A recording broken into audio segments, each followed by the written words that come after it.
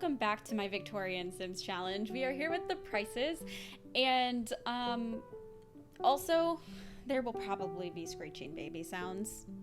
This is as good as it's gonna get here today. So if you hear lots of baby sounds, that's what's happening.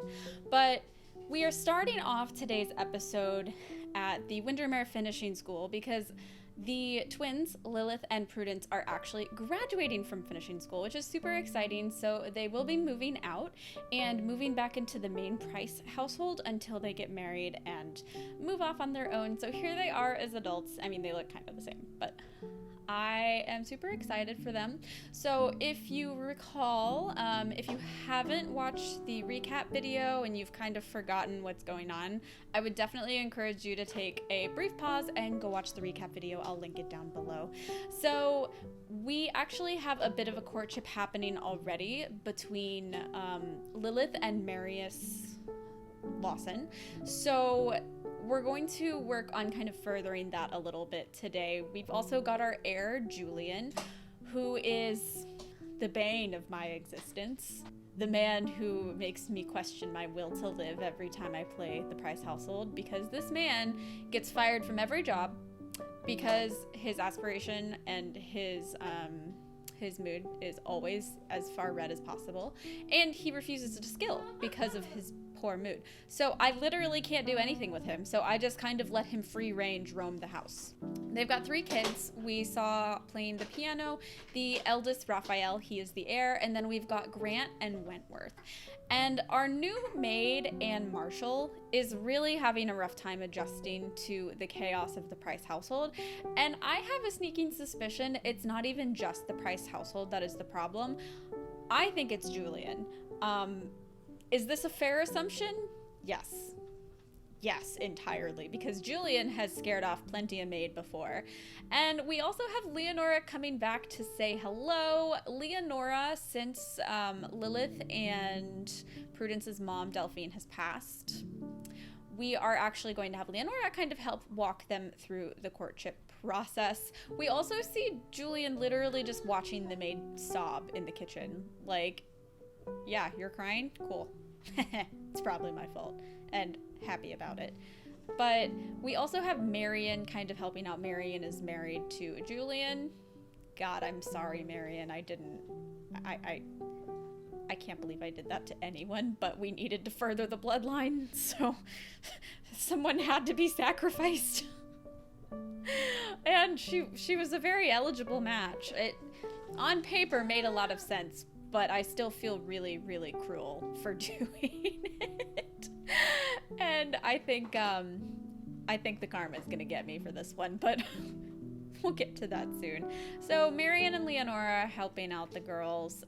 Lilith is pretty excited about the courtship process because she's sort of had this thing going on with Marius since they were teenagers, and so it's not really new or scary to Lilith. However, Prudence has a lot more reservations about it. Prudence is very demure, very shy. She wasn't really cut out for the cutthroat courtship and marriage market that is the upper class. So we end up having a bunch of Sims over. We have a lot of events this episode, just like an FYI. If you don't like social events and parties, this is not the episode for you, because we've got like 3 coming.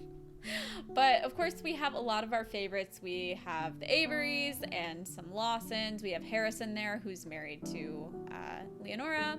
And this is Marius. So Marius is actually the heir to the Lawson household, which is super exciting for Lilith. Like, he is bachelor of the generation, other than, I guess, whoever would be the next king heir. But the kings, well, they've got their own drama going on, and a new heir who is a little bit younger than them. Prudence and Hiram have met before, and they get along pretty decently. Both of them are pretty shy. Neither of them are very inclined to marry. And so I was definitely thinking that these two could have a pretty good match. But it's gonna take a lot of convincing on both ends, just because neither of them seems inclined romantically, but we'll get into that a little bit later. Meanwhile, Marius asks Lilith if they can formally court. You know, it's a little bit different when you're courting just as teens, and Marius had to go away to college. So Marius is actually going to be graduating from Cambridge very soon, which is super exciting. He's getting a degree in medicine, I think. And so he and Lilith, once he graduates, will be getting married. Their betrothal is kind of official. I also find Prudence just hiding in the washroom with the laundry.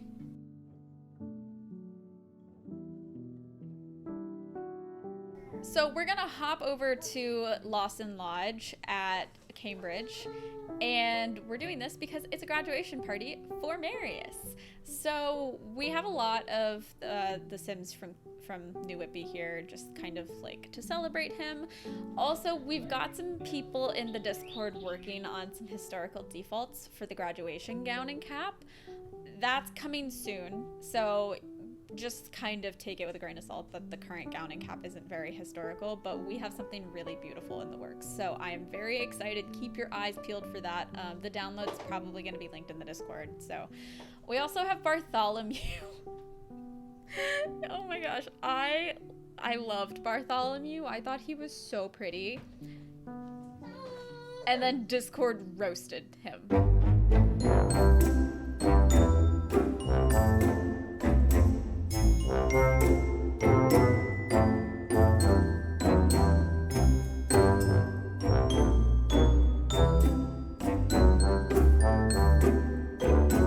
You guys went feral roasting this poor man. Lilith ends up kind of chatting with her future father-in-law. This is Nathaniel. Yeah, Annie, what do you think? Marius's step-grandfather, I think? He was married. So this is Mr. O'Neilly. He was married to Philippa as her second husband. So that's a whole thing. These two are really cute together. I'm super happy. I was going to plan a really cute little moment for them to share their first kiss, but of course they just went and took it on their own. And then we've got a streaker. Because of course we do. You can imagine that everyone is very, very aghast. Bartholomew's probably one of the angstiest teens I've ever seen. Like, this kid is never happy, and I don't know why. He's an Avery. Like, he's got it going on. He's the Avery heir, but he's always unhappy. So Marius graduates with 3 maxed out skills and some other skills that are pretty high as well.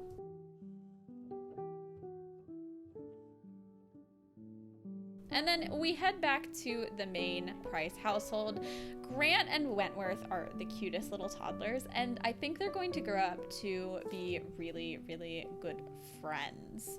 At least that's what I'm hoping for them. So I decide to send Lilith and Marius out on a little bit of a date because they haven't actually really had like a nice formal date with kind of just like a single chaperone. It's really been a while since they've done anything like that. Like, I think they had one at the tea shop as teenagers, but I just basically just threw a chew toy to my baby. But here is where Marius formally asks Lilith to marry him, which I was so excited about. I loved that it happened at sunset. I didn't even officially plan that. That was just something the Sim gods gave to us. Back at the main house, I decided it's probably high time we deal with the laundry situation because it is bad. It is so bad. And just in time too, because of course everyone congregates in the nursery because it's Grant and Wentworth's birthdays into children, which is delightful because toddlers in this game are just, oh, they're chaos. So here is Grant. I love him. He's got those Holloway blue eyes with this beautiful dark skin tone. He's just gorgeous. And here is Wentworth. So listen, the laundry is never ending. Like, it's kind of at this point where I'm like, do I just get rid of the laundry mod? Because I can't even, it has to have been days. So I realized that I needed to roll traits for all 3 kids. So I went ahead and did it.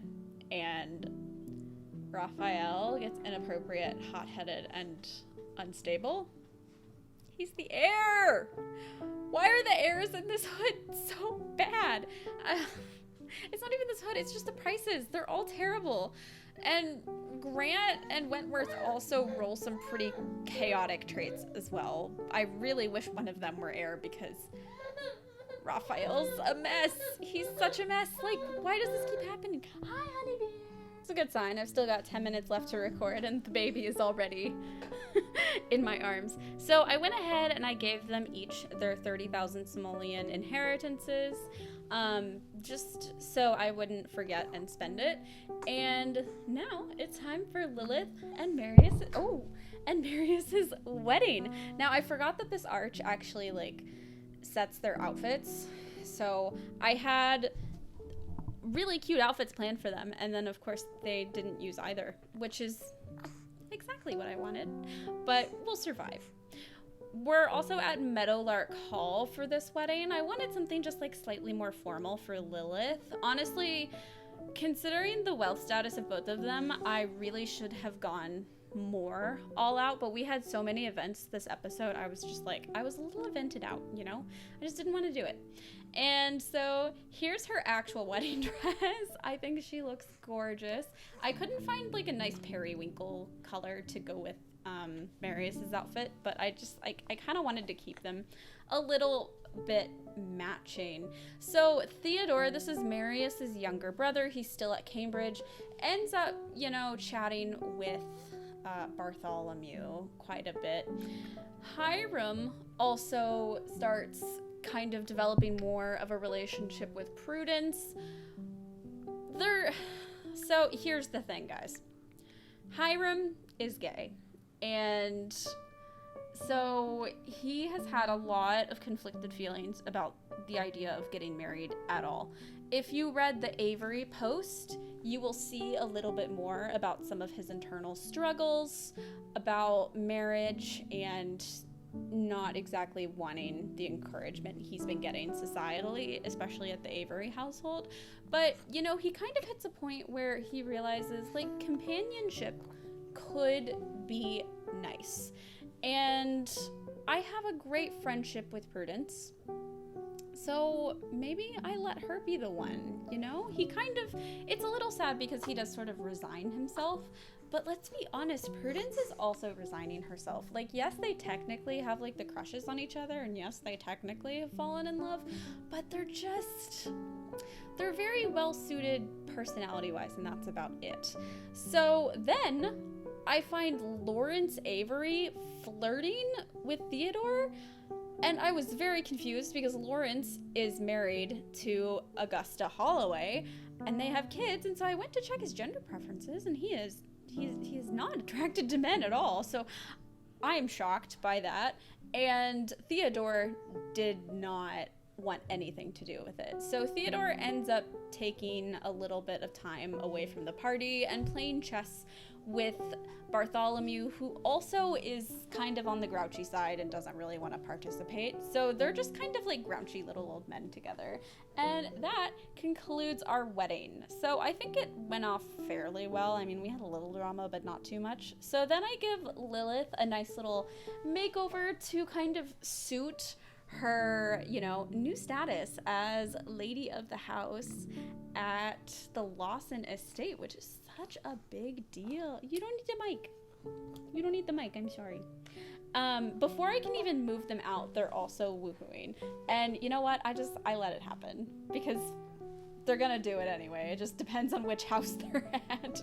Also, I'm obsessed with these two because Marius is literally heir to the Lawson estate, and he's still over here like, behold my queen. And they're just so cute. I can't wait for them to have kids. I think their kids are going to be adorable. And I just sense a really lovely companionship and romance for them the rest of their lives. And I hope the sim gods give it to them because I feel like they deserve it. They're both pretty good sims, neither of which gave me a very hard time about anything. So fingers crossed it continues to work out for them, and they move off to go move into the main Lawson estate. Meanwhile, Prudence is over here like, I gotta get out of this house. It's not good. I can't handle all of the making out and kissing between my brother and his wife. Grant and Wentworth are doing pretty well at school. They've both got A+, which is really nice. Hi. Prudence also realizes that she definitely kind of enjoys tutoring a little bit more than she expected, which I think is something that she and Hiram have had in common, because Hiram is a tutor at the Avery household. I really am just shocked that Julian has this good of a romance with his wife. Like, this man is a nightmare. Now, to deal with the fact that we have no source of income and we need a source of income, I let Julian spend what little money they have left after the inheritances to buy a little mine and a little shop. So poor Marion, who came from the Avery estate, is over here mining. This woman deserves an award. She is such a saint. I can't even believe it. The kids end up having other friends over from school, and it doesn't go well for Grant or Wentworth. It is bad. No one is getting along at all. I don't know what's going on, but like, the prices, are they like socially on the way down in this next generation? Like, what is going on? I really don't know. But at least all three kids have good relationships with each other. And the laundry saga just continues to ruin my life. So Marion does most of the kind of like face work at the shop. Honey bear. Because I don't trust Julian around customers, and I think it's justifiable. So we do end up getting the first two of the grants. And that's going to be how we supply buying actually a bigger mine. So we will work a little bit more on the mines later. So at the town hall, honey bear, just like 5 more minutes. At the town hall, we have a small little ceremony happening between Hiram and Prudence. I didn't think either of them would actually want like a proper wedding, so I thought it was going to be fitting for both of them just to have a little civil union at the town hall. So there we go. We get them married. Oh. Mwah. Do you guys like her little bald spot?